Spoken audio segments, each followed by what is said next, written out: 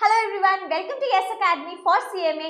This is CS Suchi Goyal और आज मैं आपको इंट्रोड्यूस करने वाली हूँ to a very beautiful subject of your CMA inter, that is strategic management, है ना।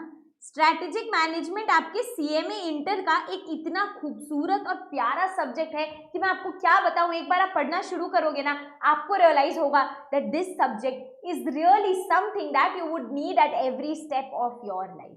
और हाँ, सबसे खास बात, ये जो स्ट्रैटेजिक मैनेजमेंट के लेक्चर्स है ना, ये सिर्फ और सिर्फ सीएमए इंटर को फोकस करके हो रहा है। ये लेक्चर्स ना ही सीए के लिए है और ना ही सीएस के लिए है।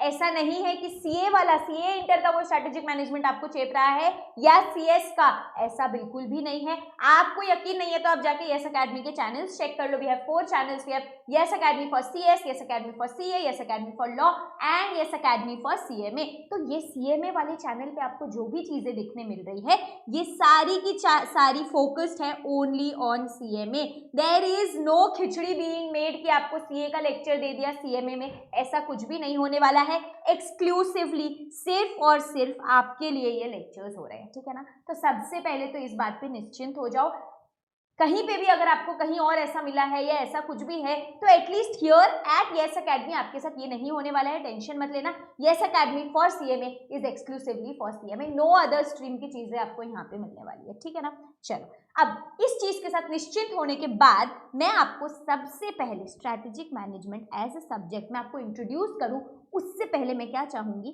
कि एक बार हम समझ ले कि इसका पेपर पैटर्न क्या है, ठीक है ना। क्योंकि बहुत बच्चे होंगे जो पहली बार आए हैं। हाँ, पता तो है मैम स्ट्रैटेजिक मैनेजमेंट नाम है एक सब्जेक्ट का, लेकिन क्या है, कितने मार्क्स का आता है, कैसा वेटेज है, ये सारी चीज़ें हमें पता नहीं है, ठीक है ना। तो ये चीज़ें पहले हम समझ लेंगे। उसके बाद strategic management SM as a subject क्या चीज़ है, उसका एक इंट्रोडक्शन, बस एक इंट्रोडक्शन, ठीक है ना। Know heavy studies, nothing like that, बस एक बेसिक इंट्रोडक्शन, ठीक है। ये क्या है, ये चीज़ हम समझ लेंगे नेक्स्ट पार्ट में, ठीक है। सबसे पहले एक बार पेपर पैटर्न समझते हुए आगे चलेंगे, ठीक है। चले आगे। अच्छा, तो चलो अब मैं आपको बताती हूँ, आपका सीएमए इंटर का पेपर 9 है। क्या नाम है आपके पेपर 9 का? आपका पेपर 9 है ओएमएसएम, ठीक है ना। अब ये जो ओएमएसएम वाला पेपर है, ये आपका आता है 100 मार्क्स का, ठीक है। और इसमें से एसएम टेक्निकली बोलते हैं 40 मार्क्स का रहता है, बट मैं आपको पेपर पैटर्न समझाती हूँ। It is not just for 40 marks, आप चाहे तो आप उससे ज्यादा भी अटेम्प्ट कर सकते हैं। मैं आपको पेपर पैटर्न समझाती हूँ। अच्छा, तो सुनो ना, ये जो आपका 100 मार्क्स का पेपर रहता है, किस सब्जेक्ट का रहेगा ये 100 मार्क्स? ओएमएसएम, ठीक है। ये 100 मार्क्स का पेपर आपके 2 पार्ट्स में डिवाइडेड होता है। 2 पार्ट्स में जब ये डिवाइडेड रहता है, ऊपर है आपके 30 मार्क्स, यानी कि पहले आपको 30 मार्क्स का एमसीक्यू पूछा जाता है। मैम एमसीक्यू है इंटर में? ऑफ कोर्स, आपके इंटर में 30 मार्क्स का एमसीक्यू रहेगा पहले, और फिर रहेंगे 70 मार्क्स के थियोरिटिकल सब्जेक्टिव क्वेश्चंस, ठीक है ना। ठीक है, उसके बाद है आपका सब्जेक्टिव। अब मेरी एक बात सुनो, आपके जो भी बाकी के सब्जेक्ट्स है, see when I talk about the subject OMSM as a whole, ठीक है, मैं सिर्फ एसएम की भी बात नहीं कर रही हूँ, मैं ओएमएसएम एज अ होल की बात कर रही हूँ। जब आप ओएमएसएम की बात करते हो as a subject, it is a very scoring subject. Now scoring subject मतलब बट जाता है क्या मार्क्स? बिना पढ़ा हुआ बच्चा भी गया तो मार्क्स मिल जाएगा कि नहीं? Scoring does not mean marks easily मिल जाते हैं। स्कोरिंग मीन्स थोड़ी सी टैक्टिक्स, थोड़ी सी स्ट्रैटेजी। मैम फिर से स्ट्रैटेजी करो, अभी हमें स्ट्रैटेजी का मतलब नहीं पता है, don't worry, we will discuss the meaning of strategy. But क्योंकि मैं स्ट्रैटेजिक मैनेजमेंट की टीचर हूँ तो मेरे मुंह से स्ट्रैटेजी थोड़ा निकल ही जाता है। बट सुनो ना, मेरा कहने का मतलब क्या है, जब ना लाइफ में ऐसे कुछ एग्जाम्स होते हैं, कुछ भी ऐसी चीजें होती हैं जहाँ पे आपको कुछ प्लान करना होता है कि कैसे, अब एक ट्रेन की रनिंग टाइम जब होती है, कोई ट्रेन लेट चल रही है, ठीक है, कोई ट्रेन को 8 बजे किसी पर्टिकुलर जंक्शन पे पहुंचना था, बट आज 8 बजे नहीं पहुंच के वो पहुंच रही है 12 बजे। लेकिन फिर भी कभी कभी होता है ना कि ट्रेन सुबह टाइम पे पहुंचा देती है, जहां 7 बजे पहुंचना था 7 बजे ही पहुंचा देती है। कैसे करती है वो? कोई पर्टिकुलर टाइम पे अपनी स्पीड बढ़ा लेती है ना। ऐसा कुछ तो करती है जिससे स्ट्रैटेजिकली वो वापस से जिस डेस्टिनेशन पे उसको पहुंचना है वहां पे तो वो सही टाइम पे पहुंच ही जाती है। तो हमें क्या करना है ना, हमें यहाँ पे आपका पूरा ग्रुप क्लियर करने के लिए, ठीक है ना, ग्रुप क्लियर करने के लिए आपको कितने मार्क्स चाहिए? ग्रुप क्लियर करने के लिए मैम 200 मार्क्स चाहिए। अब मुझे एक बात बताओ, जब आपको 200 मार्क्स चाहिए ग्रुप क्लियर करने के लिए, इसका मतलब ये तो समझ में आ गया कि 4 सब्जेक्ट्स को मिला के 200 मार्क्स तो लाने हैं। अब मैं एक बात बताऊँ क्या, OMSM को जब मैं स्कोरिंग बोल रही हूँ तो यहाँ पे मेरा मतलब ये है दूसरे सब्जेक्ट्स में आपको जितनी मेहनत करनी होगी, जितना दिमाग लगाना होगा, जितना शायद आप दूसरे सब्जेक्ट से जो आपको परेशानी हो सकती है, अगर होने वाली है या नहीं होने वाली, वो आपके स्किल्स पे। देखो हर बच्चे का स्किल्स थोड़ा डिफरेंट होता है, किसी के अकाउंटिंग स्किल्स अच्छे होते हैं, किसी का मैथ्स अच्छा है, किसी का थोड़ा सा अंडरस्टैंडिंग अच्छा है, राइटिंग पावर अच्छी है, तो सबका अलग अलग कैटेगरी होता है। बट OMSM जनरली एक ऐसा सेक्शन आ जाता है जिसमें हर बच्चा अगर थोड़ी सी मेहनत कर ले, अच्छी तरह से स्ट्रैटेजिकली मेहनत कर ले, तो वो अच्छे मार्क्स ले आ सकता है। तो मैं क्या बोलूँगी, OMSM अगर स्कोरिंग है तो क्या OMSM में भी अभी 4 पेपर में आपको 200 लाना है, इसका मतलब क्या आप सब में 50 ही लाओगे, ऐसा ज़रूरी है क्या? Is it necessary to score 50 in all subjects? या फिर ऐसा हो सकता है कि बाकी में देखो 40 तो लाना ही होगा, उसका तो कोई उपाय ही नहीं है। 40 ये हो गए आपके 120, समझ लो बाकियों में नैया पार करनी है। नैया पार करनी है मतलब समहाउ तैर के दूसरे किनारे पे पहुंच जाना है। तो मैम क्या यहाँ पे मैं 80 ला सकता हूँ? ऑफ कोर्स ला सकते हो, यही मैं कहना चाह रही हूँ। व्हेन आई से OMSM स्कोरिंग, तो मेरा मतलब ये है कि बाकी जो सब्जेक्ट्स है ना, इन सब्जेक्ट्स का तिनके का सहारा क्या बनेगा? SM कैन बी अ तिनके का सहारा to all the other 3 subjects, actually OMSM as a whole, ठीक है ना। OMSM एज अ होल मिला के आप 80 मार्क्स ला सकते हो बहुत easily. OMSM is very scoring से मेरा मतलब यही है कि ये आपकी बाकी की पढ़ाई को बहुत बैलेंस आउट करने में मदद करेगा। वो जो ट्रेन 2 घंटे एक्स्ट्रा स्पीड में चल लेती है ना, उससे क्या होता है, बाकी का स्पीड जिसमें वो स्लो चल रही थी उसको हम कहते हैं मेकअप कर लेगी ट्रेन। यानी कि ये जो OMSM है ना, this can make up for your other subjects just in case you have fallen weak in any one of them, ठीक है ना। किसी में भी आपको डर है कि इसमें मुझे थोड़ा सा लग रहा है कि 50 तो नहीं आ पाएगा, तो कोई बात नहीं, 40 ले आओ ना। आप इन तीनों में भी 40 ले आते हो ना, तो भी OMSM आपको 80 ला के भी बचा सकता है। समझ में आया क्यों मैं बोल रही थी beautiful subject, amazing subject? Actually उसका रीजन तो ये नहीं है, वो तो जब आप कंटेंट देखोगे ना आपको समझ में आ जाएगा।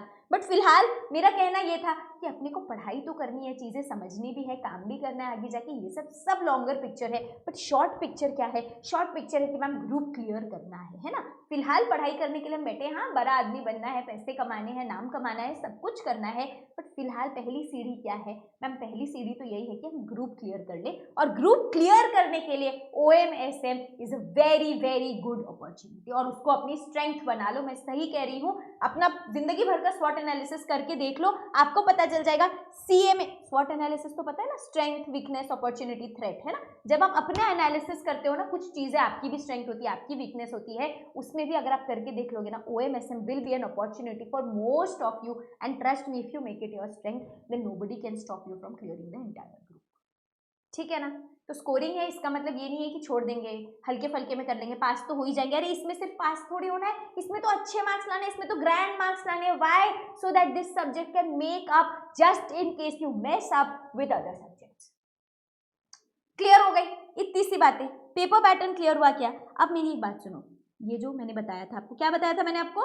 100 मार्क्स का पेपर है जिसमें से 30 मार्क्स के पहले MCQs आते हैं, और फिर रहता है 70 मार्क्स का सब्जेक्टिव क्वेश्चन। यानी कि जब आपका क्वेश्चन नंबर 1 30 मार्क्स का MCQ होता है, आपको यहाँ पे 15 क्वेश्चन पूछे जाते हैं।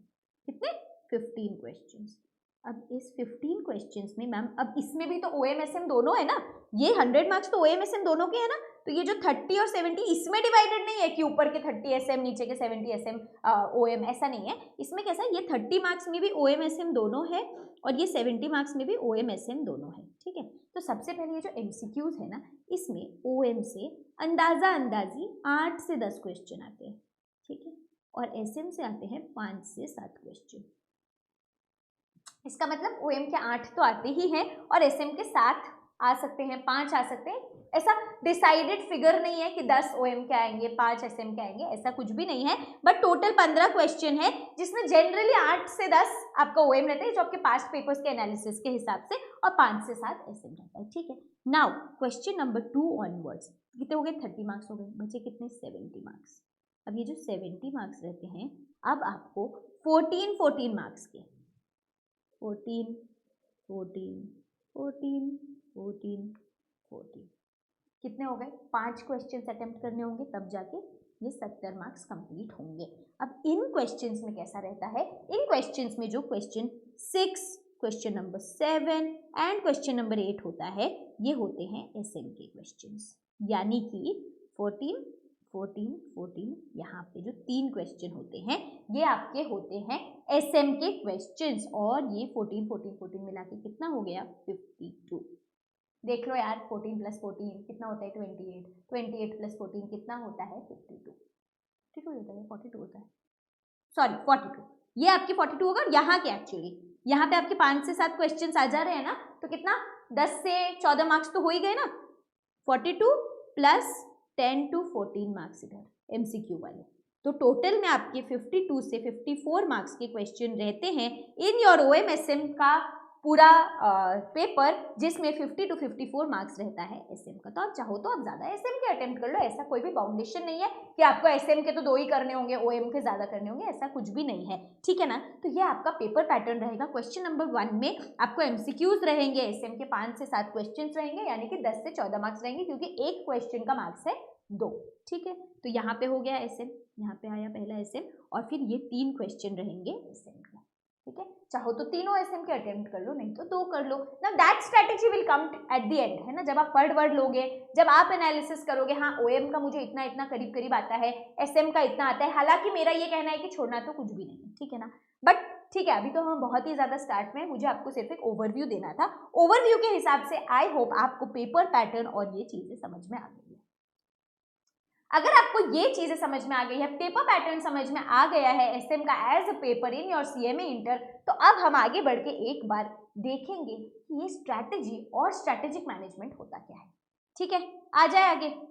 तो मैं एक बात बताती हूँ, ठीक है। पेपर पैटर्न आई होप आपको अच्छे से क्लियर है, नहीं हुआ तो फिर से कभी समझा दूंगी, कोई प्रॉब्लम नहीं है। आप कमेंट कर दो अगर आपको कोई भी चीज समझ में नहीं आ रही है ना, कुछ भी ऐसा कुछ भी नहीं है कि कोई भी बोलने वाला, अरे ये डाउट कैसे हो सकता है इस बच्चे को, किसी को कुछ भी डाउट हो सकता है। अगर आज के दिन में आपको इस पे भी डाउट है कि धरती गोल है या नहीं है, तो that is also a valid doubt. क्यों, आपने देखा थोड़ी है कि धरती गोल है ना। तो कोई भी चीज को लेकर डाउट हो तो सीधा पूछ लो, कोई भी प्रॉब्लम नहीं है, कोई भी हिचकिचाना मत। कोई भी प्रॉब्लम है तो सीधा कमेंट बॉक्स में पूछ लो, नहीं तो ज्यादा शर्म आ रही है कि दोस्त देख लेंगे कुछ बोलेंगे, तो एक काम करो, इंस्टाग्राम पे मैसेज कर दो यस अकेडमी फॉर सीएमए पे, या मुझे इंस्टाग्राम पे मैसेज कर दो। कोई भी क्वेरी है अगर आपकी ऐसी कुछ भी सब्जेक्ट को लेके नहीं है तो भी कर दो, कोई प्रॉब्लम नहीं है। पढ़ाई को लेके कोई भी टेंशन है तो मुझे मैसेज कर दो, ठीक है। चलो अब जब बात करते हैं सब्जेक्ट की, तो सब्जेक्ट का तो नाम है स्ट्रैटेजिक मैनेजमेंट, जिसका छोटा सा शब्द अगर हम उसमें से निकाल ले, आपका पहला चैप्टर का भी नाम है actually strategy and strategic management, ठीक है ना। तो अगर मैं बात करूं कि स्ट्रैटेजी क्या है, अगर मैं आपसे पूछूं कि स्ट्रैटेजी क्या है, तो आप बोलोगे मैम स्ट्रैटेजी तो हमें पता ही है, स्ट्रैटेजी मतलब प्लान, जो हम प्लान बनाते हैं मैम वही तो स्ट्रैटेजी होती है। अगर हम अभी प्लान कर रहे हैं कि हमें एग्जाम देना है, किस तरह से हमारी प्लानिंग हो रही है, वही तो स्ट्रैटेजी है। पर मुझे एक बात बताओ, अगर वही स्ट्रैटेजी है तो आपका सब्जेक्ट का नाम तो प्लानिंग भी हो सकता था। अगर प्लानिंग ही स्ट्रैटेजी है तो स्ट्रैटेजी का नाम प्लानिंग हो सकता था, स्ट्रैटेजिक मैनेजमेंट सब्जेक्ट का नाम प्लानिंग भी तो हो सकता था। तो क्या हम कह सकते हैं कि शायद strategy is not equal to planning? शायद इस चीज पे थोड़ा शक तो हो सकता है आपको, शायद strategy is not equal to planning. तो स्ट्रैटेजी और प्लानिंग इक्वल नहीं है, ठीक है। अब मेरी एक बात सुनो, महाभारत देखियो, if you have watched Mahabharat, तो महाभारत में ना एक ऐसा पार्ट रहता है, ध्यान से सुनना स्टोरी की तरह, ठीक है ना। तो कौन है ये? महाभारत के कैरेक्टर है कि नहीं? महाभारत के कैरेक्टर तो है ही ना, भगवान है, ठीक है, बट हम महाभारत की अभी एज ए स्टोरी हम सिर्फ महाभारत की बात कर रहे हैं। तो कृष्ण जी ने क्या किया था महाभारत में, मैं आपको एक स्टोरी की तरह बताती हूँ, समझना। अगर नहीं भी पता है ज्यादा तो भी मैं आपको बता देती हूँ। एक मिनट, थोड़ा सर्कमस्टांसेस हमें परमिट नहीं कर रहे अच्छे से पढ़ाई करने के लिए, नहीं। चलो देखो, 1 2 3 4 and 5, दीज आर 5 पीपल, और यहाँ पे 1 2 3 4 5 6 7 8, इतने बने नहीं है मैम, जल्दी बोल रहे हो, बहुत सारे। जिनको पता है महाभारत वो तो समझ गए होंगे मैम ने क्या बनाया।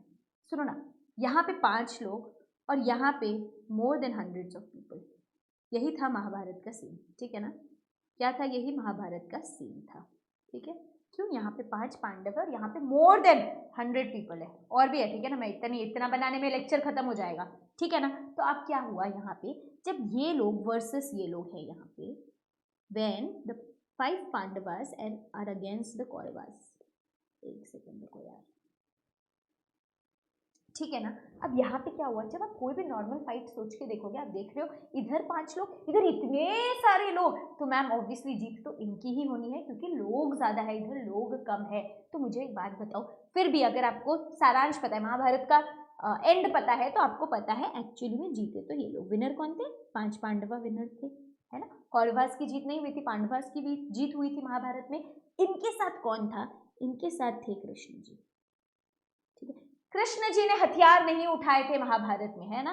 एक तीर तक नहीं चलाया उन्होंने महाभारत में, वो सिर्फ एक सारथी थे। सारथी थे मतलब he was guiding this people, he was an advisor in Mahabharata, आप ऐसा कह सकते हो। किसके एडवाइजर थे? पांडवास के एडवाइजर थे, या स्पेसिफिकली अर्जुन के या पूरे पांडवास के एडवाइजर थे। अब ना एक पॉइंट पे इन्होंने क्या किया था महाभारत में, इन्होंने महाभारत में ना ऐसा कहा, ठीक है ना, ऐसा कहलवाया, ज्यादा स्टोरी पे नहीं जाते, ऐसा समझो, ऐसा बुलवाया किसी से, इनमें से एक से, युधिष्ठिर से ऐसा बुलवाया कि बोल दो कि ना, कह दो अश्वत्थामा इज डेड। अब अश्वत्थामा कौन था? अश्वत्थामा द्रोणाचार्य के बेटे थे। द्रोणाचार्य कौन था? यहाँ पे था द्रोणाचार्य। अब मुझे एक बात बताओ, क्या हुआ? झूठ नहीं बोला, मैं बताती हूँ झूठ क्यों नहीं बोला। अश्वत्थामा एक तो था यहाँ पे फाइट करता हुआ एक इंसान, द्रोणाचार्य का बेटा, ठीक है, इसका तो ये था बेबी। अब सुनो, ये था एक पॉइंट, और दूसरा क्या है पता है क्या? अश्वत्थामा एक हाथी भी था। हाथी ही बना रही हूँ, तुम लोगों की ड्राइंग टीचर नहीं हूँ मैं, तो काइंडली डोंट जज माई ड्राइंग। एक हाथी भी था अश्वत्थामा, ठीक है ना। अब क्या हुआ, डेथ हुई थी इस हाथी की, इस पर्सन की नहीं हुई थी, बट उन्होंने सिर्फ बुलवाया Ashwatthama is dead. Is it a lie? No, is it not? It is not a lie. उन्होंने सिर्फ बोला अश्वत्थामा इज डेड। अब इससे क्या हुआ, ये जो पर्सन है ना द्रोणाचार्य, ये बहुत स्ट्रॉन्ग थे, बहुत ही ताकतवर थे, ठीक है, और इनको हराना थोड़ा सा मुश्किल था, ठीक है। तो इन्होंने क्या किया, इन्होंने सोचा एक काम करते हैं, अगर इसके कान में ये बात चली जाती है कि अश्वत्थामा यानी कि जो इनका बेटा है वो मर गया है, तो इनका मोरल नीचे आ जाएगा, इनकी जो मेंटल पावर है फाइट करने, कोई भी एग्जाम भी अगर है तो मेंटल पावर भी तो चाहिए। पढ़ाई कर ली वो बात अलग है, जो बच्चा पढ़ाई के साथ डील नहीं कर पा रहा है, बहुत ज्यादा एंग्जाइटी हो रही है, जिसको बहुत ज्यादा घबराहट हो रही है, वो भी तो अंडर परफॉर्म करता है ना। अब यहाँ पे हमने क्या सोचा, हमने सोचा कि ये जो द्रोणाचार्य है ना, इनके दिमाग में जब ये बात चली जाएगी कि Ashwatthama is dead, then he won't be able to perform well, और इससे क्या होगा, एक कैंडिडेट, एक ताकतवर कैंडिडेट जिसको हमें हराना है, वो तो ऐसे ही कम हो जाएगा, क्योंकि उसका मोरल ही गिर जाएगा, वो हथियार डाल देगा शायद, ठीक है ना। तो यहाँ पे भी यही हुआ, जब इन्होंने बोला अश्वत्थामा इज डेड, वो मॉरल वैल्यू पे बाद में आना कि ये तो फिर एलिफेंट डेड हुआ था, ये तो फिर झूठ हो गया, ये हो गया, वो हो गया, वो मॉरल्स पे अपन बाद में आते हैं, बट देखो ये झूठ नहीं था, क्योंकि अश्वत्थामा तो मरा था। किसी ने झूठ तो बोला नहीं कि हाथी वाला अश्वत्थामा कि इंसान वाला अश्वत्थामा, किसी ने कुछ नहीं बोला, ठीक है। अब यहाँ पे क्या हुआ, ये जो स्टेटमेंट है अश्वत्थामा इज डेड, ये हमारे सामने वाले कॉम्पिटिटर के मनोबल को हिलाता है ना, इसके मनोबल को हिलाता है। अगर इसका मतलब यहाँ पे जो हमें दिख रहा था, मैम ये तो 100 कौरवा, ये लोग तो ऑब्वियसली जीतेंगे, 100 है, यहाँ पे 5 है, 20 गुना ज्यादा, ऐसे कैसे हो सकता है मैम, ये लोग कैसे जीत सकते हैं? तो यहाँ पे क्या हुआ, जब हमने इस एक का मनोबल थोड़ा नीचे गिरा दिया अपन एक स्टेटमेंट पास करके, तो क्या हमें इन लोगों से ऊपर एक कॉम्पिटिटिव एज मिला। क्या कॉम्पिटिटिव एज मतलब क्या हमें इन लोगों से ऊपर आने का एक मौका मिला? क्या did we get a strength to come here, और कहीं ना कहीं इनको ओवरटेक करने की शक्ति रख सकते हैं क्या? हाँ, रख सकते हैं, क्योंकि एक बहुत ताकतवर कैंडिडेट को आपने गिरा दिया। तो आखिर में जो ये युद्ध हुआ था, यहाँ पे कृष्ण जी ने जो ये स्टेटमेंट बुलवाया, ये और कुछ नहीं, ये स्ट्रैटेजी थी, ये स्ट्रैटेजी थी। क्या स्ट्रैटेजी थी ये स्ट्रैटेजी मतलब क्या? स्ट्रैटेजी मतलब एक नीति थी, नीति। यही नीति जब रण में यूज हो गई तो ये कहलाने लगी रणनीति। समझे क्या? समझे कि नहीं, बताओ ना। तो स्ट्रैटेजी मतलब रणनीति। Strategy does not mean planning. Planning तो रोज होती थी कि सुनो आज युद्ध पे जाना है, आज 10 तीर चलाएंगे, 50 भाले चलाएंगे, जो भी है, जैसे भी युद्ध की प्लानिंग होती थी। भैया मैंने तो युद्ध नहीं देखा है, बट मैं एक आइडिया वाइज आपको बता रही हूँ। वो तो प्लानिंग होती है, वो तो डेली लाइफ में चलती है। पढ़ के आई हो ना फाउंडेशन में, मैनेजमेंट में, कि प्लानिंग क्या है। Planning is a continuous function, bar bar planning करनी ही पड़ती है। वो तो होती है प्लानिंग, जो आप प्लान करके जा ही रही हो। लेकिन स्ट्रैटेजी क्या है? प्लानिंग आप अपने लिए कर रहे हो, आपको कैसे आगे बढ़ना है, आगे बढ़ना है, आगे बढ़ना है, आगे बढ़ना है। स्ट्रैटेजी क्या है? स्ट्रैटेजी है, सुनो, मेरे पीछे एक और आ रहा है, उसको स्ट्रैटेजिकली कैसे हराए, किसी और को जब हराना है तब लगती है स्ट्रैटेजी, तब प्लानिंग काम नहीं आती, तब नीति बनानी पड़ती है, योजना बनानी पड़ती है। योजना, समझे क्या? तो ये योजना या फिर ये नीति ही है स्ट्रैटेजी, समझे क्या? तो स्ट्रैटेजी मतलब जब आपके सामने कोई है जिससे ऊपर आना है आपको, या फिर इसको नीचे ढकेलना है, जो भी कह लो, तो जब आप ये स्ट्रैटेजी यूज करते हो किसी और के ऊपर आने के लिए, यही कहलाता है आपका स्ट्रैटेजी। जो आपका पूरा सब्जेक्ट है strategy and strategic management, it is actually based, ताकि कल आप जब कहीं पे काम करने में पूछो कि मैम हम क्यों पढ़ रहे हैं, तो आप क्यों पढ़ रहे हो, समझ लो आप किसी मैन्युफैक्चरिंग इंडस्ट्री में ही हो, आप किसी और कॉर्पोरेट फर्म में काम कर रहे हो, कहीं पे भी किसी एमएनसी में हो, कहीं पे भी आप काम कर रहे हो, तो do you think you are surviving in a place जहां पे बस आप ही हो, आपका ही राज है, कोई और है ही नहीं? ऐसा नहीं है ना, दूसरे लोग हैं। कब आपके ऊपर उठने की कोशिश करें आप नहीं जानते हो, ये क्या पता आपके ऊपर ऑलरेडी कुछ लोग हैं, आपको भी चाहिए कि आप यहां तक पहुंच सको, या आपको चाहिए कि आप इनके भी ऊपर जा सको। तो जब ये एडवांटेज चाहिए होता है आपको कॉम्पिटिशन में, ठीक है ना, नॉट टू सर्वाइव सोनली, आप अकेले तो सर्वाइव कर रहे हो, लेकिन टू सर्वाइव बेटर। क्योंकि देखो अभी क्लास 10 तक अगर आप कोई सीबीएसई बोर्ड वाले बच्चे हैं, तो सीबीएसई बोर्ड वाले बच्चों को पता होगा क्लास 10 तक क्या होता था। 10th तक ना रूल था कि सारे बच्चे पास हो जाएंगे, ठीक है ना। तो आप एग्जाम में चाहे अपनी फ्रेंड की हेल्प करो, चाहे उसको नोट्स दिखाओ, चाहे उसको पर्ची पास करो, चाहे उसको बोल के आंसर बोल दो, आपको पता है कि ये भी पास होगा और मैं भी पास होऊंगा। लेकिन एक बात बताओ, सीएमई के एग्जाम में तुम ऐसा करोगे क्या? तुम्हारा बेस्ट फ्रेंड था ये, ठीक है ना। अब जब तुम लोग सीएमई की एग्जाम साथ में दे रहे हो, when you are giving CMA exam साथ में, अब सीएमई और 10th के एग्जाम में क्या डिफरेंस है? बोलोगे मैम ये बचपन का है, ये बड़े होने वाला एग्जाम है। नहीं, ऐसा नहीं है, ये बचपन का एग्जाम तो है ही, लेकिन सीएमए, सीएस, सीए, इन सारी चीजों को हम क्या बोलते हैं? Competitive exams. कॉम्पिटिटिव एग्जाम्स क्यों बोलते हैं? मैम कॉम्पिटिशन है, सब पास नहीं हो सकते।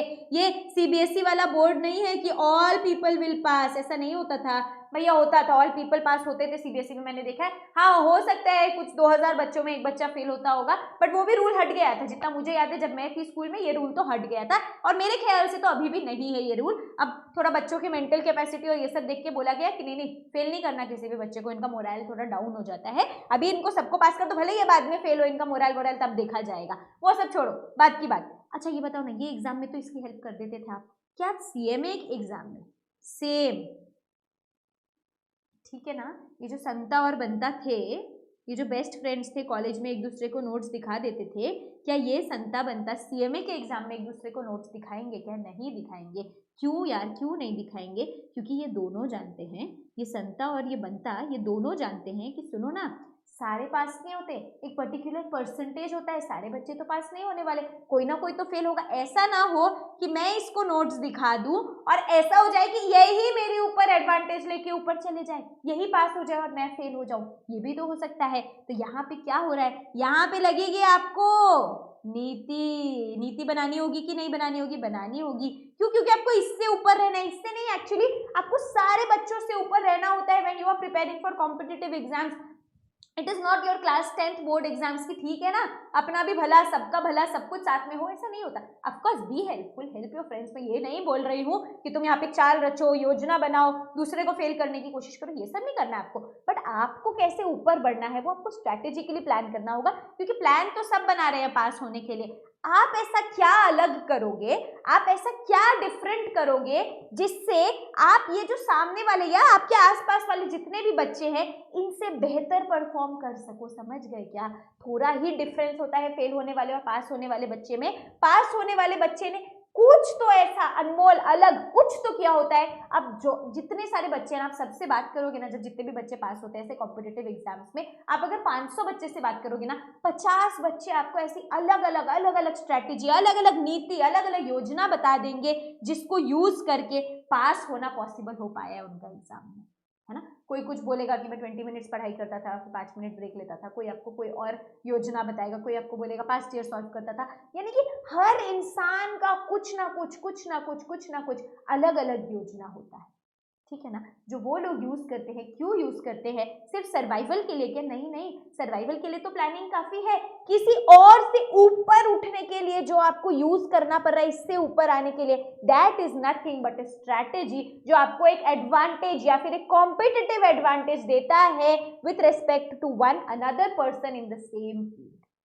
अब बताओ समझ में आया क्या? एंड अब ये समझे क्या, why is strategy not equal to planning?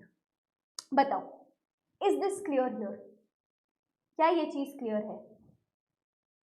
अगर ये क्लियर है तो मैं एक बार आपको नोट्स पे ले जाना चाहूंगी, मैं आपको एक बार दिखाना चाहूंगी क्या है वो पढ़ाई जो हम करने वाले हैं अपने आगे के लेक्चर्स में, ताकि आपको एक आइडिया लग जाए what is introduction to strategy and strategic management and how as a subject we are going to study it, किस तरह की पढ़ाई होने वाली है, ये सारी चीजें आपको समझ में आ जाएंगी।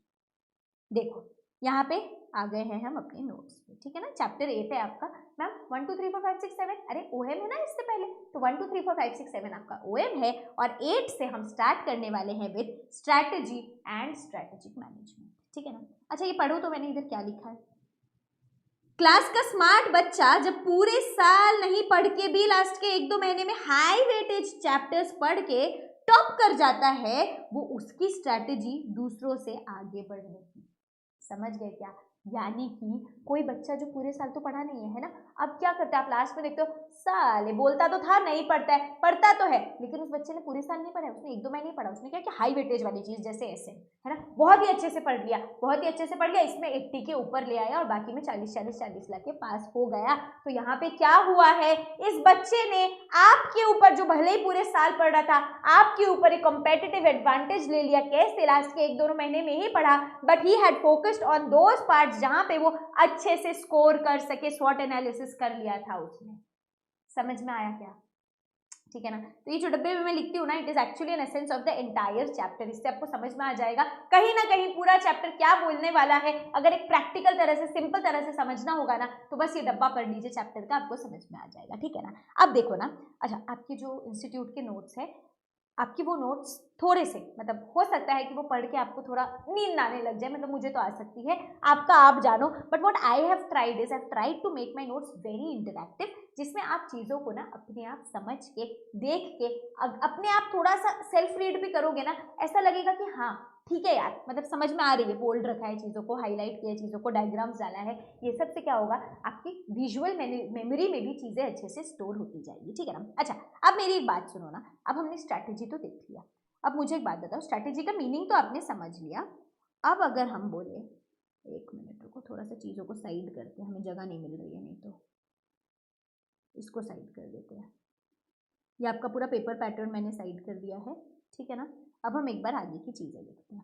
अब मुझे एक बात बताओ, कॉलेज में तो सभी पढ़ते होंगे, ठीक है, स्ट्रैटेजी तो हमने पढ़ना शुरू किया, अब अगर मैं आपको बताऊं स्ट्रैटेजिक मैनेजमेंट के बारे में, ठीक है ना, तो ये देखो स्ट्रैटेजीज, मतलब अभी ये सब चीज़ें हमें पढ़ने में, मतलब अपन ये सब नहीं पढ़ के let us understand things ourselves, ठीक है, ये तो पढ़ना ही है ना। Set of goal directed actions है, gain and sustain superior performance relative to competitors, यही तो मैंने बताया, गोल डायरेक्टेड, गोल क्या है, एग्जाम पास होना, gain and sustain superior performance मतलब क्या, इस तरह से कि आपका परफॉर्मेंस ऐसा हो कि आप कंपटीशन में ऊपर आ सके relative to competitors. To achieve superior performance companies compete करते हैं रिसोर्सेज के लिए, बहुत सारे रिसोर्सेज होते हैं, उसकी बात करेंगे, ठीक है। Strategy is good when it enables a firm to achieve superior performance, यानी कि स्ट्रैटेजी अच्छी तब होगी, आपकी नीति अच्छी तब होगी जब आपको सुपीरियर परफॉर्मेंस मिल रहा है। तो स्ट्रैटेजी कैसी थी, इसको डिटरमाइन करने के लिए हम देखेंगे कि आपका परफॉर्मेंस कैसा रहा है, ठीक है ना। अब मुझे बात बताओ, ये कुछ एलिमेंट्स की बात की हुई है यहाँ पे, आप लोग सब कॉलेज तो जाते होंगे,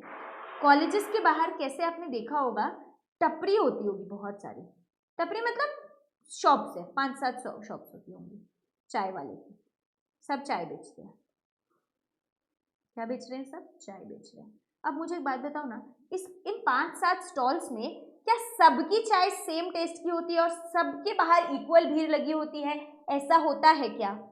या फिर कोई एक पर्टिकुलर स्टोर होता है मैम जिसके बाहर एक्चुअली में तो सारी भीड़ लगी होती है, बाकी तो ऑलमोस्ट खाली ही रहते हैं। अगर ये दुकान किसी दिन बंद हो गई तो हम भूले भटके ये सब में चले जाते हैं, वरना ये सब में कोई नहीं जाता है। तो ऐसा क्यों कि ये स्टोर इतना अच्छा परफॉर्म कर रहा है एज कंपेयर टू अदर्स?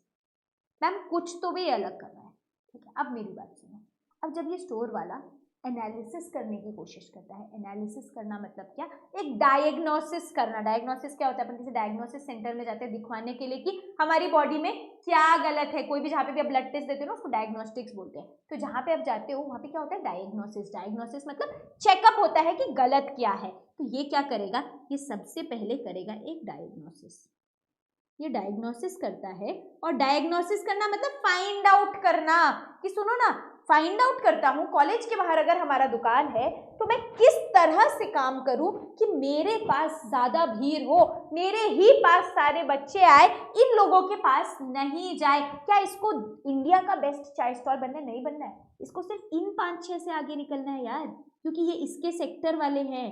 क्या इसको मैगी वाले को भी हराना है, क्या इसको नान पनीर जो बेचता है उसको भी हराना है? नहीं हराना है। इसका डोमेन क्या है, इसका डोमेन है सिर्फ चाय वाले भैया लोग जो मेरे आसपास में है। बाकी इंडिया में चाहे एमबीए चाय वाला हो, चाहे सीएमए चाय वाला हो, चाहे कोई भी चाय वाला हो, वो जैसा भी परफॉर्म करे मुझे चलेगा, लेकिन मुझे क्या करना है, मुझे ऐसे चाय बेचना है कि बाकी लोगों से, जो मेरे आसपास वाले लोग हैं उनमें सबसे ज्यादा भीड़ मेरे स्टॉल में हो, उनमें सबसे ज्यादा प्रॉफिट मैं कमाऊं, उनमें सबसे ज्यादा आगे मैं बढ़ूं। तो ये डायग्नोसिस करता है। सबसे पहले तो डायग्नोसिस करता है जब, तो इसको ऐसा पता चलता है तो शायद क्योंकि ये कॉलेज के बच्चे हैं ना, अब इन कॉलेज के बच्चों को तो ब्रेक मिलता है 10 मिनट का, 15 मिनट का। जब इनको 10-15 मिनट का ब्रेक मिलता है तो ये थोड़ी ही देर के लिए आ सकते हैं, थोड़ी देर के लिए आ सकते हैं। मतलब क्या हुआ, दे हैव लेस टाइम, ठीक है। दूसरी बात, यार सब 20-20 रुपए की चाय बेच रहे हैं, मुझे क्या लगता है ना, ये बच्चे 20-20 रुपए की चाय थोड़ी मजबूरी में पीते हैं। अगर मैं अपने चाय की रेट 15 रुपए कर दूं, यानी कि लेस कॉस्ट, ठीक है ना, अगर मैं अपने चाय का दाम थोड़ा कम कर दूं, लेस कॉस्ट का कर दूं, तो शायद कुछ फायदा हो जाए। क्यों? क्योंकि मैंने अपना कॉस्ट कम कर दिया। स्टूडेंट्स यार इतने पैसे नहीं कमाते अभी ये लोग, तो इनके लिए मुझे कॉस्ट को लेस करना होगा। तो ये थोड़ा सा कॉस्ट भी लेस कर देता है। अब यहाँ पे क्या हो रहा है, ये इसने ना जब ये डायग्नोसिस की, तो ये डायग्नोसिस के रिजल्ट्स थे। इसने रिजल्ट्स में देखा कि अगर मैं ऐसा कुछ कर दूं इन स्टूडेंट्स के लिए, ये डायग्नोसिस करके इसने पता लगाया कि अगर मैं ऐसा कुछ कर दूं, जल्दी जल्दी चाय बन जाए और कम दाम में चाय बन जाए, तो शायद सारे बच्चे मेरे पास ही आएंगे। ये था इसका डायग्नोसिस, ठीक है ना। फिर इसको बनानी थी एक guiding policy. Guiding policy in the sense, अब डायग्नोसिस तो हो गया, हमें पता है कि हमें लेस टाइम में काम करना है, हमें लेस पैसे का काम करना है, ताकि एक कॉम्पिटिटिव एडवांटेज आ सके इन लोगों के ऊपर, ठीक है। अब दूसरे में क्या करना है, एक गाइडिंग पॉलिसी। गाइडिंग पॉलिसी मतलब किस तरह से मैं काम करूंगा तो मैं ये डायग्नोसिस में मैंने जो रिजल्ट्स मैंने चाहा है, इन रिजल्ट्स को ऑब्टेन कैसे करूंगा, that is my guiding policy. तो इस गाइडिंग पॉलिसी में ये क्या करेगा, इस गाइडिंग पॉलिसी में ये देखेगा, एक काम करता हूँ, दूध को पहले से बॉईल करके रखता हूँ, ठीक है ना, मिल्क को पहले से बॉईल रखता हूँ, और ये जो मैं नाश्ता वाश्ता बनाता हूँ ना, इडली सांभर और ये सब सारी चीजें, ये सब नहीं रखूंगा। ऐसी चीजें रखूंगा जो बच्चे आए और फट फट झटाफट खा के चले जाए। समझ गए क्या? ये क्या करेगा, ये चाहेगा कि मैं क्विक आइटम्स रखूं। क्यों? क्योंकि इनके पास पैसे कम है, ठीक है ना। Quick items plus inexpensive items रखूं। क्यों करेगा वो ये सब वो इसलिए करेगा क्योंकि वो डायग्नोसिस कर चुका है कि मेरी टपरी कहाँ है, मेरी टपरी कॉलेज के बाहर है। कॉलेज के बच्चे क्या बहुत पैसे दे के आएंगे, क्या फैंसी डेट करने आने वाले हैं कि मेरी टपरी में नहीं आने वाले हैं। वो बस थोड़ी देर के लिए अपनी नींद भगाने के लिए, चिल करने के लिए दोस्तों के साथ थोड़ी देर के लिए 10-15 मिनट के लिए मेरे स्टॉल में आने वाले हैं। तो उनको उस 10 मिनट में मुझे चाय सर्व करनी होगी कि चाय भी मिल जाए, चाय ठंडी भी हो जाए, वो खा भी ले और खा के वापस अंदर चले भी जाए। जो मैंने डायग्नोसिस में देखा था उसको मैं इम्प्लीमेंट करता हूँ गाइडिंग पॉलिसी में। देखो ना, guiding policy to address the competitive challenge. जो चैलेंज था, चैलेंज क्या है? चैलेंज है इन सबके बीच में कि कौन ज्यादा लोगों को इकट्ठा कर सकता है। उस चैलेंज को अकम्प्लिश करने के लिए क्या करना है, लेस टाइम पे सारे चाय वालों के पास जब ऑर्डर आता है उसके बाद वो चाय बनाना शुरू करते हैं। मैं क्या करूंगा, मैं टाइम देख के रख लूंगा, 11:45 पे इनका ब्रेक छूटता है, ये आते हैं बाहर खाने, तो 11:45 से लेके 12 बजे का टाइम है मेरे पास। इस टाइम फ्रेम में मैं क्या करूंगा, ऑलरेडी 11:30 बजे दूध बॉईल कर लूंगा, अदरक घिस के रख लूंगा, चाय पत्ती रेडी रख लूंगा, और जो भी है कुछ मिसल पाव, बड़ा पाव, जो भी मैं बनाना चाहता हूँ उनकी भी पूरी पूरी तैयारी रखूंगा। पाव वाव सब ऐसा बड़ा बड़ा सब तल के रखूंगा, बस वो आएंगे, बड़ा मैं डालूंगा और डाल के दे दूंगा जल्दी से। ये क्या हुआ, ये उसकी गाइडिंग पॉलिसी है to address the competitive challenge. और यही जो सेट ऑफ कोहेरेंट एक्शंस है ना, सेट ऑफ कोहेरेंट एक्शंस मतलब ज्यादा स्टाफ होना, मटेरियल्स, जैसे मैं आपको बोल रही हूँ जो गाइडिंग पॉलिसी से जो मैंने सोचा कि मैं दूध बॉईल करके रख लूंगा, वो एक्चुअली में करके रख लेना, ये सारे सेट ऑफ एक्शंस उसी टाइम पे ज्यादा स्टाफ का होना। अगर एक फैमिली वो दुकान चला रही है, बट होता है ना एक फैमिली है, 4 लोग हैं, अभी कोई कस्टमर नहीं है, तो बाकी 3 टहलने चले जाते हैं, तो मैं ध्यान रखूंगा कि इस टाइम पे जो ब्रेक का टाइम होता है यहाँ पे कोई भी घूमने नहीं जा सकता है, यहाँ पे हमें ज्यादा वर्कफोर्स की जरूरत है। तो ये सब क्या है, ये सब उसने एनालाइज किया, कृष्ण जी ने क्या किया, उसने डायग्नोसिस किया एक चैलेंज का। अरे यार इधर 5 लोग हैं, इधर 100 लोग हैं, और इन 100 लोग में भी कोई छोटे मोटे लोग नहीं थे यार, कर्ण थे, भीष्म पितामह थे, द्रोणाचार्य थे, लोग सब स्ट्रॉन्ग लोग भी तो थे। तो हमें पता था हम डायरेक्टली मार झगड़ के फिजिकल फाइट करके तो नहीं जीत पाएंगे इस वॉर को। इस वॉर को जीतने के लिए कोई चैलेंज, कोई योजना, कोई नीति, कोई स्ट्रैटेजी बनानी ही पड़ेगी। तो डायग्नोसिस किया पहले, फिर देखा गाइडिंग पॉलिसी एक किस तरह से, क्या हमें गाइड करेगा इसके लिए। अब इस युद्ध में क्या चाहिए, इस युद्ध में हमें चाहिए कि ये जो स्ट्रॉन्ग लोग हैं ना, काश हम उनको थोड़ा गिरा सके। जैसे भीष्म पितामह के साथ भी उसने थोड़ी सी एक स्ट्रैटेजी की थी, उनको कुछ तो ऐसा वरदान था कि neither a woman nor a man can kill him, ठीक है, ऐसा कुछ तो था, या he would not raise his weapons on someone like that, ऐसा कुछ था। तो उन्होंने ट्रांसजेंडर किसी को ले आया, ठीक है। अब यहाँ पे ये क्या हुआ, वो इंसान जब भीष्म पितामह के सामने आ गई, तो Bhishma Pitamah also had to surrender himself. तो यहाँ पे इन्होंने क्या किया, किस तरह से गाइडिंग पॉलिसीज यूज की और सेट ऑफ कोहेरेंट एक्शंस लिया, जिससे इन्होंने एक कॉम्पिटिटिव एडवांटेज गेन किया over other people in the competition. समझ में आया क्या? तो अब वो तो था युद्ध का जमाना, है ना, वो तो था युद्ध का जमाना। अब युद्ध तो नहीं है डायरेक्टली, है ना, क्योंकि अब तो कलयुग है ना, कलयुग में डायरेक्टली युद्ध नहीं है, बट अब कलयुग में जब इतना पॉपुलेशन है, इतने सारे लोग सेम टाइप का काम कर रहे हैं, तो यहाँ पे आपका सर्वाइवल बहुत डिफिकल्ट हो जाता है। और अगर आप अच्छे से पढ़े हो अपने क्लास 10th तक में, तो आपने कॉन्सेप्ट पढ़ा होगा सर्वाइवल ऑफ द फिटेस्ट, है ना। देखो जंग तो चल रही है पूरी दुनिया में, ये पांचों चाय वालों का घर है ना भैया, पांचों को कमाना खाना सब कुछ करना है, पांचों में कंपटीशन है, पर कौन सबसे आगे निकलता है, किस तरह से स्ट्रैटेजी लगाता है अपनी, उस पर डिपेंड करेगा कि कौन सरवाइव कर पाया और कौन सरवाइव नहीं कर पाया। तो अगर ये चाय टपरी है, अगर ये छोटा बिजनेस है, तो एक बार सोच के देखो, बड़ी बड़ी मैन्युफैक्चरिंग इंडस्ट्रीज, बड़ी बड़ी फैक्ट्रीज, बड़े बड़े बिजनेस आउटलेट्स, ये लोग कैसे सरवाइव कर रहे हैं। ये लोग भी तो बार बार कोई ना कोई स्ट्रैटेजी बनाते रहते हैं, नीति बनाते रहते हैं, योजना बनाते रहते हैं, ताकि ये लोग जो इनके साथ खड़े हैं, बाकी लोग, जरूरी नहीं है कि दुकान सटके हो तभी लोग साथ में खड़े होते हैं, कंपटीशन नहीं हो सकता, नाइकी और रिबॉक में कंपटीशन नहीं हो सकता है ना यार, शायद दोनों ब्रांडेड है, कोई भी लोग, चाहे स्केचर्स है, ठीक है ना। अब कैसे उन लोग देखेंगे कि हमारे पास लोग आए, स्केचर्स ने ऐसा क्या अलग कर लिया जिससे रिबॉक, बाटा, नाइकी, उससे स्केचर्स आगे निकल गया। ये सब सारी चीजें हैं स्ट्रैटेजिक मैनेजमेंट, समझ गए क्या, जो एक लॉन्ग टर्म में बनती हैं। जो ये जो चीज़ें होती है ना स्ट्रैटेजिक मैनेजमेंट वाली चीज़ें, ये हम शॉर्ट टर्म के लिए नहीं बनाते। जो चाय वाले ने बनाया, क्या उसने एक दिन के लिए बनाया क्या, कि कॉलेज में इवेंट है तो उस दिन मैं एक काम करता हूँ, मैं अच्छा परफॉर्म कर लेता हूँ, नहीं ना, उस दिन के लिए नहीं कर रहा है वो ये लॉन्ग टर्म के लिए स्ट्रैटेजी बना रहे हैं। क्यों बना रहे हैं लॉन्ग टर्म के लिए? ताकि वो डेली एक्शंस इस तरह से ले सके ताकि उसको कॉम्पिटिटर्स के ऊपर एक अच्छा एडवांटेज मिल सके, ठीक है ना। और दूसरी बात, क्यों हमने बोला था एडवांटेज मिले, इसीलिए कर रहा है। एडवांटेज कहाँ पे? कॉम्पिटिटिव वर्ल्ड में, ठीक है ना, क्योंकि देखो दुनिया ही कॉम्पिटिटिव हो चुकी है, तो ये भी कॉम्पिटिटिव वर्ल्ड ही है, तो चाय वाला बेचारा कॉम्पिटिटिव वर्ल्ड में ही तो फंसा हुआ है।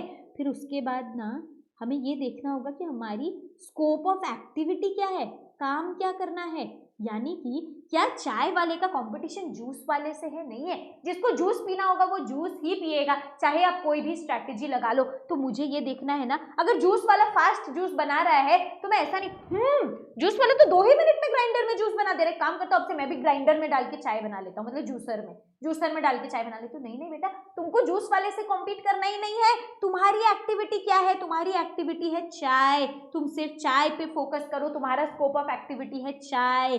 इसके बाद क्या हो रहा है आपको देखना होगा, एनवायरनमेंट में क्या चल रहा है। एनवायरनमेंट में क्या चल रहा है मतलब मैंने क्या बोला था आपको देखना होगा कि आप कहाँ पे हो। आप तो कॉलेज के बाहर हो। अगर यही चाय वाला एयरपोर्ट के बाहर होता, और सच बताओ ये 15 रुपए की चाय बेचता, लेस टाइम में चाय बेचता, लोग जब एयरपोर्ट के बाहर है वो आपके पास चाय पी रहे हैं, मतलब उनके पास टाइम है, वो हड़बड़ी में चाय पीने नहीं आए हैं। आप उनके सामने उल्टा चाय बनाओ फ्रेश तो उन्हें अच्छा लगेगा। चलो ठीक है, फ्रेश चाय बना के दे रहा है, अच्छी बात है। और दूसरी बात क्या वो सस्ते वाले लोग होंगे? नहीं होंगे भैया। फ्लाइट से ट्रैवल करने वाले हजारों की टिकट पे, तो वो आपको चाय के लिए 10 रुपए वाली चाय तो नहीं ही एक्सपेक्ट कर रहे होंगे। हाँ, कुछ लोग एक्सपेक्ट करेंगे भी, बट हमें मेजर मार्केट देखने की जरूरत है। तो अपनी एनवायरनमेंट की स्कैनिंग करो, आप कैसे एनवायरनमेंट में हो ये भी देखना जरूरी है। अब सुनो ना, अब जब यहाँ पे जब आप कोई भी जब एक्शन लेते हो, कोई भी आप जब स्ट्रैटेजी बनाते हो, तो एक चीज आपके दिमाग में रहना बहुत जरूरी है कि आपके खुद के वैल्यूज क्या है। आप कैसे कंडीशंस में फाइट करना चाहते हो लोगों से, ये आपको देखना बहुत जरूरी है। एंड मेक श्योर जब आप ऐसा कुछ कर रहे हो ना, एक प्रॉपर एक गाइडलाइन, आप समझ लो, एक गाइडलाइन, एक वैल्यू फॉलो करना बहुत जरूरी है, वरना क्या होगा, आपका नाम ऐसे ही खराब हो जाएगा किसी भी मार्केट में, ठीक है ना।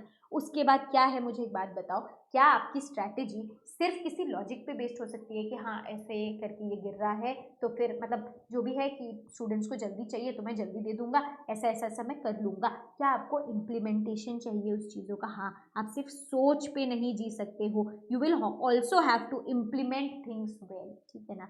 ये सारी चीज़ें क्या है, these are characteristics of any good strategy. कोई भी गुड स्ट्रैटेजी बनाने के लिए आपको लॉन्ग टर्म कॉम्पिटिटिव एडवांटेज के लिए आपकी स्कोप ऑफ एक्टिविटीज देख के, एनवायरमेंटल स्कैनिंग करके, वैल्यूज देख के किसी भी स्ट्रैटेजी को इम्प्लीमेंट करना होगा। तो देखो ना, यहाँ पे हमने थोड़ा सा बहुत ही प्यार मोहब्बत से खेल में समझ लिया, चाय वाले के एग्जाम्पल से अच्छे से समझ लिया कि जब हम कोई एलिमेंट्स की बात करेंगे स्ट्रैटेजी की, तो हम देखेंगे डायग्नोसिस, देखेंगे गाइडिंग पॉलिसी, देखेंगे और सेट ऑफ कोहेरेंट एक्टिविटीज देखेंगे, जिससे हमें क्या मिल सके, कॉम्पिटिटिव एज मिल सके किसी और के ऊपर। तो strategy is not making great statements और फेसिंग कॉम्पिटिटिव चैलेंज, ये सब नहीं है। स्ट्रैटेजी है दिमाग लगा के ऐसे एक्शंस लेना जिससे आप किसी के ऊपर, किसी को आउट परफॉर्म कर सको, ठीक है ना। तो firms advantage is always relative not absolute. Relative not absolute मतलब क्या, मैंने बोला था ना, यूनिवर्स का बेस्ट चाय शॉप नहीं बनना है, उसको एब्सोल्यूटली बेस्ट नहीं बनना है, रिलेटिवली बेस्ट बनना है। रिलेटिवली मतलब in comparison to these two मुझे बेटर बनना है, मुझे दुनिया में बेस्ट नहीं बनना है, समझ गए क्या। Firms performance is a benchmark, मतलब किसी का एक बेंचमार्क लेके हम काम करते हैं। सपोज वो सोच रहा है अमृत तुल्य जैसी चाय बेचनी है मुझे, जैसा अमृत तुल्य मेन रोड पे बेचता है वैसा ही मैं कॉलेज के बाहर बेचना चाहता हूँ, तो उस इंडस्ट्री का एक बेंचमार्क ले लेता है। फिर जो सुपीरियर परफॉर्मेंस अचीव कर लेता है रिलेटिव टू अदर्स, उसको एक कॉम्पिटिटिव एडवांटेज मिल जाता है। जो आउट परफॉर्म कर देता है उसको एक सस्टेनेबल कॉम्पिटिटिव एडवांटेज मिल जाता है। मतलब कंपटीशन तो चल रहा था दोनों में, जब आपने स्ट्रैटेजी बना ली, स्ट्रैटेजी बनाने का कोई एडवांटेज तो मिलना चाहिए, एडवांटेज मिल रहा है, और ये कौन सा एडवांटेज है, ये है ये वाला एडवांटेज, कंपटीशन का एडवांटेज, कि आपका कॉम्पिटिटर यहाँ तक नहीं आ पा रहा है, आपको कॉम्पिटिटिव एज मिल गया है क्योंकि आपने स्ट्रैटेजी बना ली थी। और जो अंडर परफॉर्म कर रहा है वो कॉम्पिटिटिव डिसएडवांटेज में है, और अगर साथ में है तो आप लोग कॉम्पिटिटिव पैरिटी में है। इतनी चीजें तो आपको इजीली समझ में आ गई है। मुझे लगता भी नहीं है कि अगर मैंने नहीं भी पढ़ाया और आपने रीड कर लिया तो भी अब आपको ये चीजें समझ में आ जाएंगी, ठीक है ना। परफॉर्मिंग डिफरेंट एक्टिविटीज और performing same activities differently than the rivals are doing, है ना। आप ऐसी एक्टिविटीज परफॉर्म कर रहे हो, या तो आप पूरा डिफरेंट, मतलब पूरा इस तरह से कर रहे हो कि आप एक्टिविटी ही डिफरेंट कर ले रहे हो। ये लोग रख रहे हैं इडली सांभर पाव भाजी, मैं क्या करूंगा, मैं तो रखूंगा मैगी, मैं रखूंगा, आजकल लोग बहुत कॉन्शियस भी हो गए, मैं रखूंगा सैलेड, ताकि लोग ब्रेक में भी आए तो मेरे पास एक बाउल सैलेड खा ले। तो यानी कि मेरी एक्टिविटीज ही या तो डिफरेंट हो जाएंगी, या फिर अगर मेरी एक्टिविटी डिफरेंट नहीं हो रही है तो मेरा तरीका डिफरेंट होना होगा कि मैं राइवल्स से ऊपर जा सकूं। So trying to be everything to everybody will likely result in inferior performance. तुम सबके लिए सब कुछ नहीं बन सकते, तुम थोड़ा कुछ ही बन जाओ स्ट्रैटेजिकली और वही तुमको कॉम्पिटिटिव एडवांटेज देगा, ठीक है ना। तो ये कुछ नॉर्मल चीजें थी अबाउट, ये हम पढ़ेंगे आगे, गवर्नेंस, लॉ, एथिक्स, इन सब चीजों की बातें हैं। Now when we come to strategy, हमने देख लिया था स्ट्रैटेजी क्या है, सोल ऑब्जेक्टिव है टू प्रोवाइड कॉम्पिटिटिव एडवांटेज। तो जब ये चैप्टर पढ़ोगे ना अपने दिमाग में घुसा लो एक चीज को, क्या चीज को, कॉम्पिटिटिव एडवांटेज। हर चीज में हमें कॉम्पिटिटिव एडवांटेज चाहिए अपने कॉम्पिटिटर्स के आगे, जिसके लिए हम स्ट्रैटेजी बनाते हैं, नीति बनाते हैं, योजना बनाते हैं, ठीक है ना। So the direction and scope of an organisation over the long term. अच्छा ये देखो कैरेक्टरिस्टिक्स ऑफ स्ट्रैटेजी, मैंने बोला आपको लॉन्ग टर्म डायरेक्शन चाहिए कि नहीं चाहिए, हाँ लॉन्ग टर्म चाहिए, शॉर्ट टर्म के लिए नहीं बना रहे हैं। Trying to achieve some advantage for the organisation over the competition, यानी कि ऑर्गेनाइजेशन का कुछ फायदा होना चाहिए इसके कंपैरिजन में, इसीलिए हम स्ट्रैटेजी बना रहे हैं।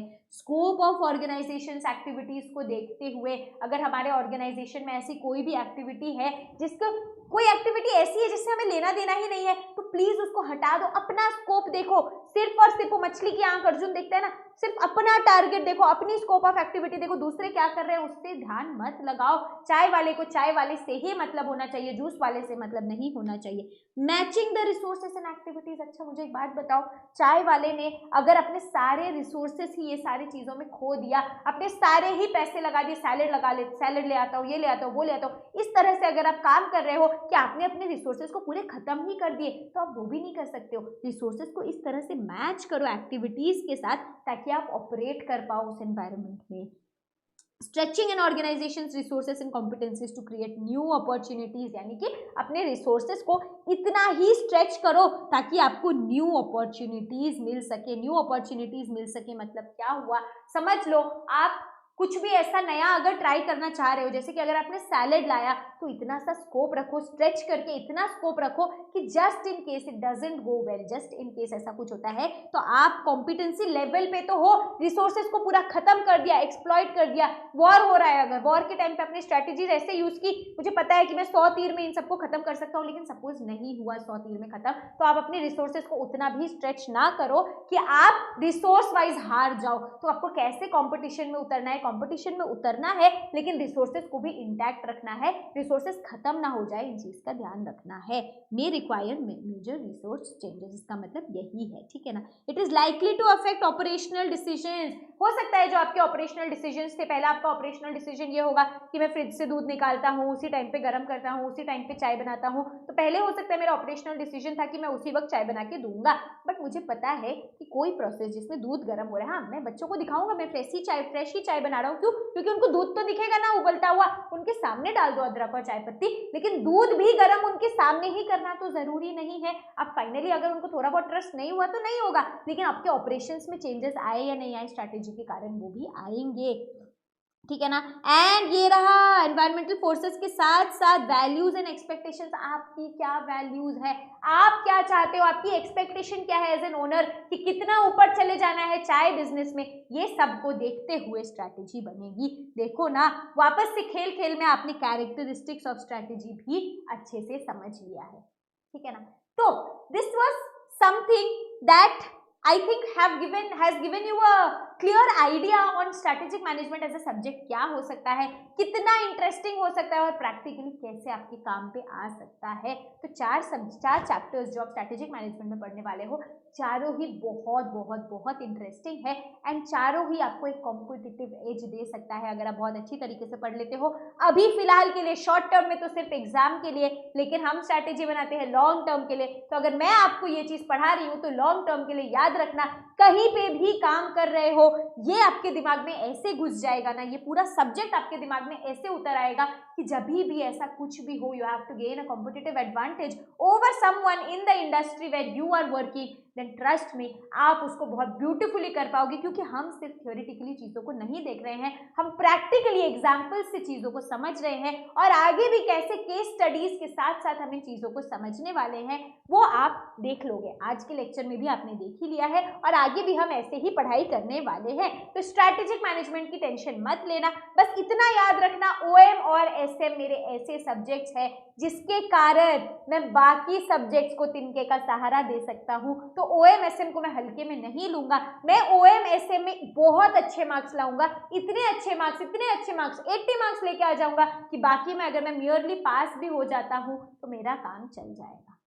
समझ गए क्या? और अगर आपने हर ही सब्जेक्ट को वैसे पढ़ लिया जैसे OMSM को पढ़ रहे हो ना कि इस सब्जेक्ट को ऐसे पढ़ लेता हूँ कि बाकी 3 में पास भी होऊंगा तो चलूंगा, फिर सेकंड सब्जेक्ट को फिर से वैसे पढ़ लिया कि बाकी 3 में पास भी होऊंगा फिर भी चलेगा। मैम ये क्या आपने उनो रिवर्स कार्ड फेंक दिया, अभी तक तो बोल रहे थे एक अच्छे से पढ़ लो, अभी बोल रहे हो चारों ही अच्छे से पढ़ लो। अरे रैंक ले आओगे तो क्या दिक्कत है, मतलब सारे ही अच्छे से पढ़ लो, एक ग्रुप में तो रैंक नहीं आएगा, तो सारे ही अच्छे से पढ़ लो, क्या दिक्कत है, रैंक आ जाएगी तो सिर्फ पास क्यों होना है। कोशिश करो ना कि आप भी कंपटीशन में इतने स्ट्रांग बन जाओ, इतने स्ट्रांग बन जाओ कि आसपास के सारे लोग का ऐसे ही खात्मा हो जाए, इंटर में ही आप रैंक ले आओ कि फाइनल में तो लोग आपसे पहले ही डर जाए कि ये तो यार इंटर का रैंकर है, ये तो फाइनल में भी रैंक ले ही आएगा। समझ गए क्या? तो अपना कॉम्पिटिटिव एडवांटेज अभी से सेट कर लो, ठीक है ना।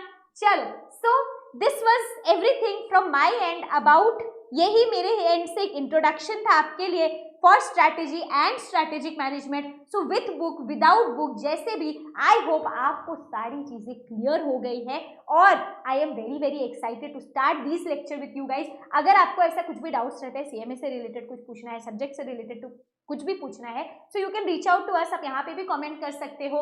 एंड अगर आपने सब्सक्राइब नहीं किया अबाउट अभी तक यस अकेडमी फॉर CMA को, तो सब्सक्राइब कर दीजिए। हो सकता है आप CA के सब्सक्राइबर, CS के सब्सक्राइबर या लॉ के सब्सक्राइबर हो, लेकिन CMA को सब्सक्राइब कर लो अगर CMA वाला एक्सक्लूसिव कंटेंट चाहिए तो, ठीक है ना। चलो, so thank you so much everyone, see you all very very soon. If there is anything we can help you with, drop down in the comment section. आपको वीडियो अच्छा लगता है तो शेयर करो अपने फ्रेंड्स के साथ जो आगे CMA करने वाले हैं या अभी CMA कर रहे हैं, तो उन्हें भी पता होना चाहिए कि उनके लिए बहुत बहुत अच्छी तरह से पढ़ाई के तरीके हैं मार्केट में और उनको पता चल जाना चाहिए इसके बारे में, ठीक है ना। चलो, thank you so much, see you all.